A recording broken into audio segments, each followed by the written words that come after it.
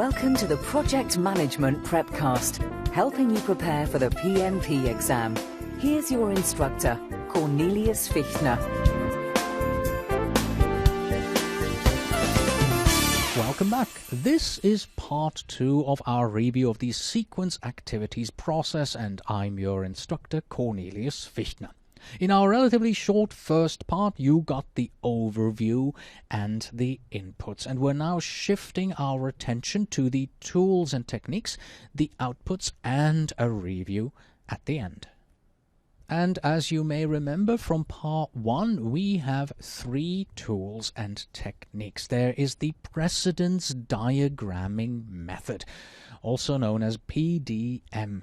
We have dependency determination, and we are going to be applying some leads and some lags.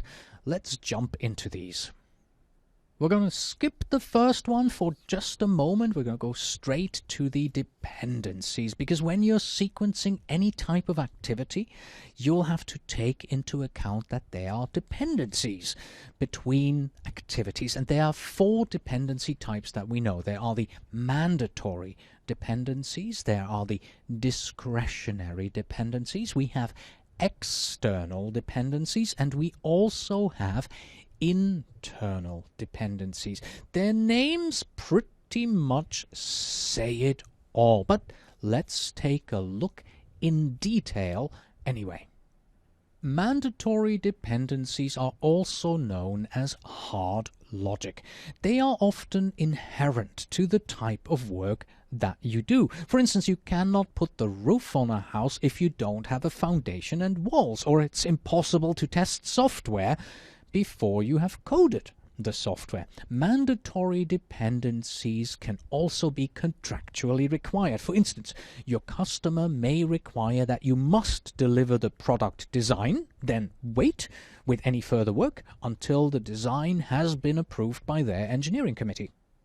Discretionary dependencies are the soft logic, or preferred or preferential logic. Here we're talking more of a desired sequence of how you do a project, a best practice, for instance. I like to give a cooking example here, because most people, they first put the eggs into the bowl and then add the milk when you want to make an omelette. But you can do it the other way around. The omelette will taste just as good.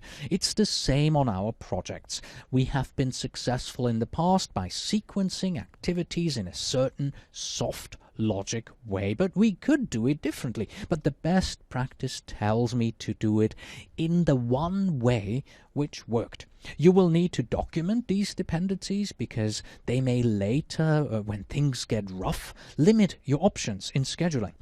By this we mean that when push comes to shove and you're trying to make up some time on your schedule, then we often throw these discretionary dependencies out the window so that we can gain some time. And then there are external dependencies. These external dependencies, they may not immediately be self-evident, but it's normal that you will identify them as you sequence your activities. For instance, if you are on a healthcare project, you may have to submit a new product to your government for approval. In the USA, this would be the FDA, for instance, and you cannot begin marketing and sales until your submission has been approved by the FDA. This means that your project will have to wait until the external dependency is resolved. The most important factor to remember here is that these external dependencies are normally outside of your project's control. There's usually nothing you can do in order to resolve the external dependency quicker. Yes, certainly you can take some political actions, like have a good relationship with other contractors on a large project to ensure that they will work hard and fast so that your schedule doesn't slip. But that does not change the fact that you have an external dependency that you must document and include in your sequencing, and that's really the point here. And lastly, we have the internal dependencies. Again, these involve precedence relationships between project activities, but they are generally inside of the project team's control. For example, the team cannot test a machine until they assemble it. This is an internal mandatory dependency. The project management team determines which dependencies are internal during the process of sequencing the activities. A close cousin, so to speak, of these dependencies are the lead and lag times that you will need to apply. A lead allows you to start an activity early, a lag makes you start it late. Here are two examples. First, the lead. In a software development project, you usually first gather requirements and then you design the architecture, but it's often possible to start designing the architecture before you completely finish gathering all the requirements. So what you would do is you would have a mandatory relationship that says step 1 is requirements gathering, followed by step 2, which is architectural design, but step 2 has a lead of 30 days, which would allow step 2 to start 30 days before step 1 is finished. This is a finish to start relationship with a 30-day lead. Now let's look at an example for a lag.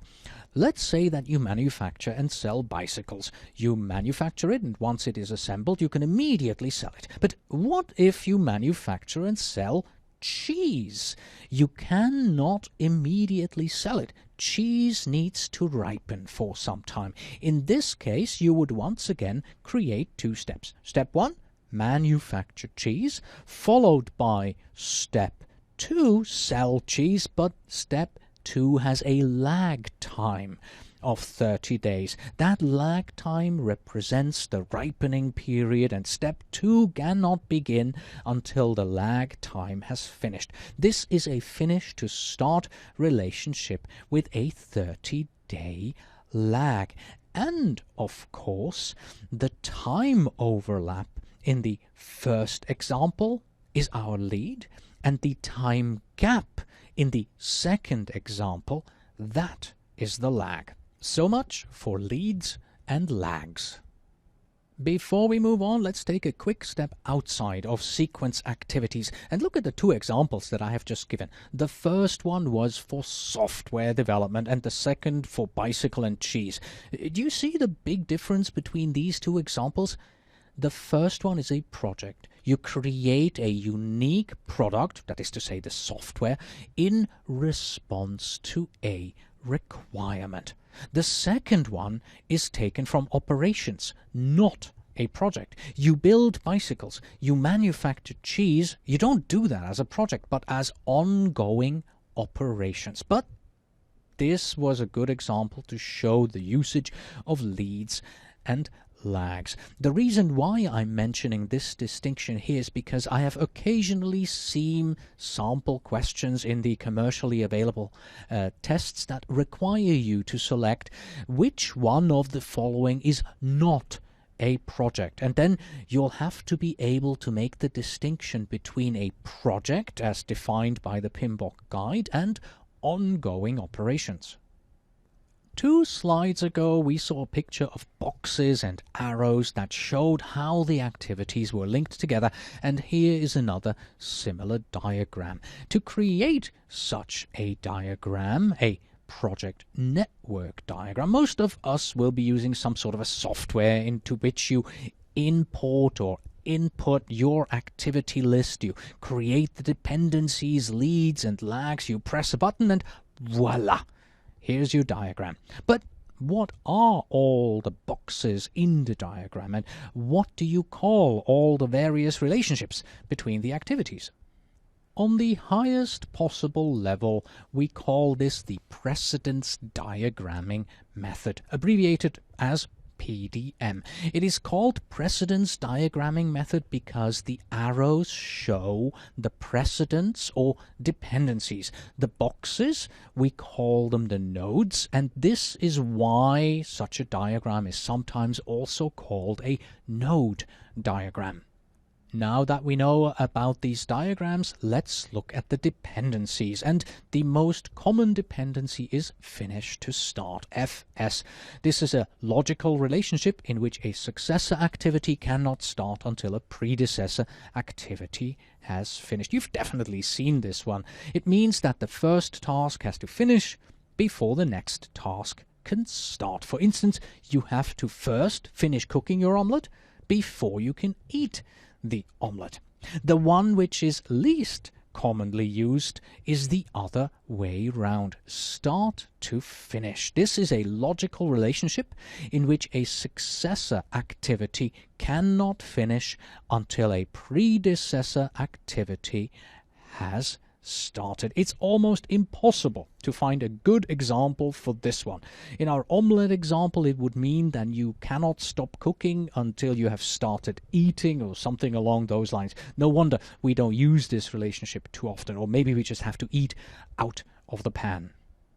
Yeah, all right, that was a very silly example, of course, there with the omelette and the pan, but I have to admit, in the many years that I have been teaching for the PMP exam, I have not seen a single good example for a start-to-finish relationship. There are no good examples, period.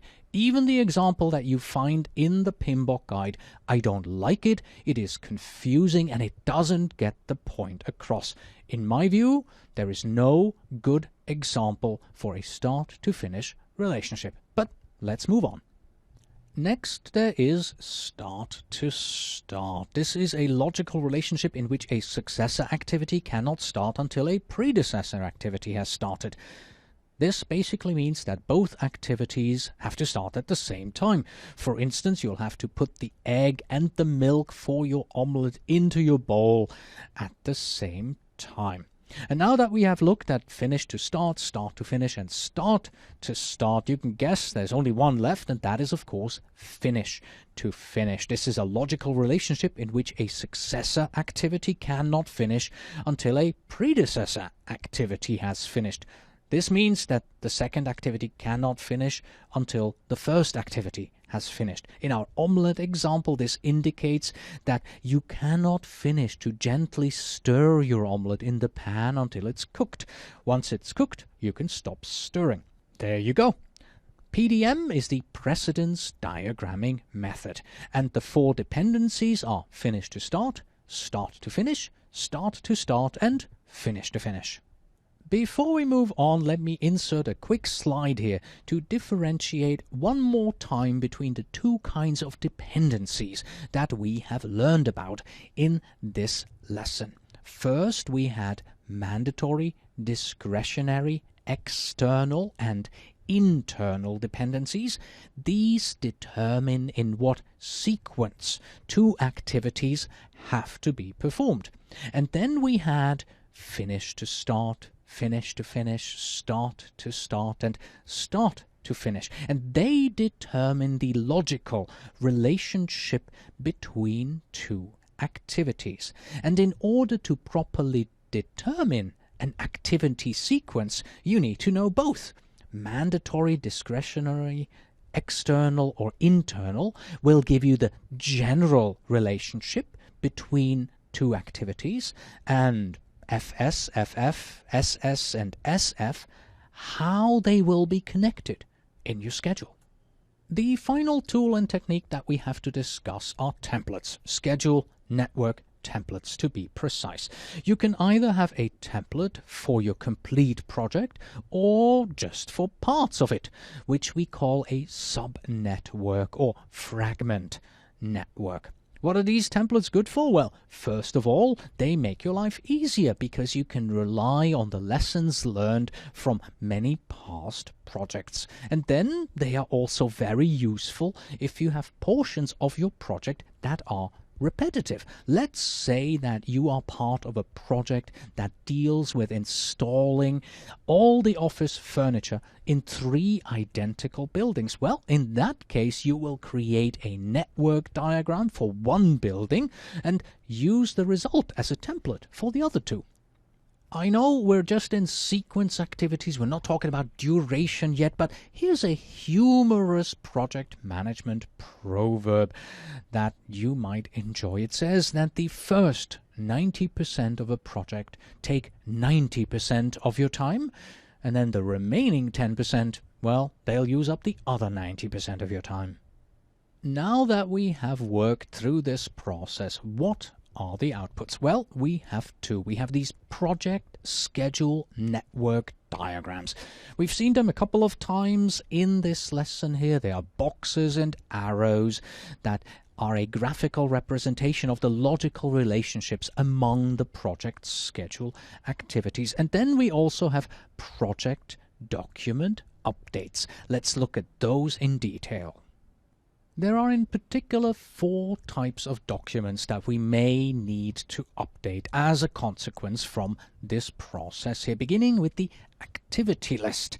The activity list contains all the activities on your project. It's quite natural that when you sequence these activities that you'll discover additional activities that may have been overlooked in the define activity process. For instance, your call center has to remain empty for 24 hours after the floors have been finished. So you include an additional task, waiting.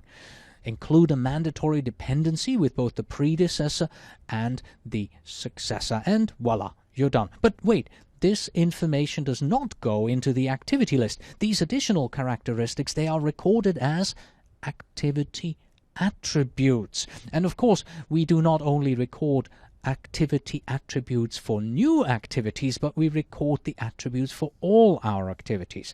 And just so we are clear, most modern scheduling software will allow you to keep the activity list and the activity attributes together in the same user interface. That's why many project managers don't consciously make this distinction between those 2 types of documents. We also may need to update the risk register. Now, why on earth would we want to update the risk register at this point? After all, we have only sequenced our activities. We haven't really made any major changes. Let's come back to my earlier example about having to submit your product to the FDA for approval. That was an external dependency. What if the FDA does not approve your submission? Now, there is a big risk for you, and you should definitely document that. And lastly, we may also need to update the schedule management plan. Yes, we may have to update the schedule management plan. Now that we are finished with sequencing our activities, we may have found an issue with our schedule management plan, something that just isn't working all too well. So we have to update this document to reflect a process change for the future. So, what type of questions do we see in the commercially available sample tests? Well, you'll see questions that show a particular type of diagram, and you will have to identify that we call this a precedence diagram or precedence diagramming method. You'll also have to be able to identify the 4 dependencies. For instance, the question is, Activity 3 can only begin after Activity 1 and Activity 2 have ended. What kind of activity dependency is this? And you will have to be able to determine that this is quite a normal finish to start dependency, except that it's between 3 activities here. And then, unfortunately, you will also come across my least favorite type of sample exam question that you can possibly have, which is, which of the following is not a tool and technique from sequence activities? Because when people see these kind of questions, they think, oh, I just have to learn these by heart, know exactly which ones belong to which process, and I can answer these type of questions easily. Well, that's not the point, because what if the answers are this? Answer A, constructing a schedule model with nodes and logical relationships. Wait, that's not a tool and technique, that's a description of a tool and technique. Oh. B, activities and relationships that can be used repeatedly. Oh, what is that again? C, the time a successor activity can be advanced with respect to a predecessor. That's not any of the... These are not listed in the PMBOK guide. And D, dividing scope and deliverables into smaller parts. That's not listed in the PMBOK guide either. That's because these are the definitions of these tools and techniques. Well, let's try and decompose them, so to speak. The first one, A, constructing a schedule model with nodes and logical relationships. That is the definition of a precedence diagramming method. Okay, PDM, that's one of the tools and techniques. B, activities and relationships that can be used repeatedly. Oh, that's a definition of that network templates. Remember that picture with the guy that had a picture of a picture of a picture inside of him? That was that. Okay. Then C, the time a successor activity can be advanced with respect to a predecessor activity. Ah, that's a definition of a lead. And yes, lead and lags, that's a tool and technique from sequence activity. So that basically means that D has to be the one we're looking for. We're looking for the one that's not. Dividing scope and deliverables into smaller parts. Well, yeah, that's decomposition. We're not decomposing anything in this process here. So yes, D is not the definition of a tool and technique from sequence activities. So please, don't learn them by heart. Understand the concepts and what they're used for.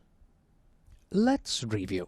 The main concept of this process is that you sequence your activities, you put them in order. In define activities, you determined what activities you have to perform in order to produce your deliverables. In this process here, in sequence activities, you put the activities in order and you display them graphically. And did you notice, by the way, that we have not yet talked about duration or schedule?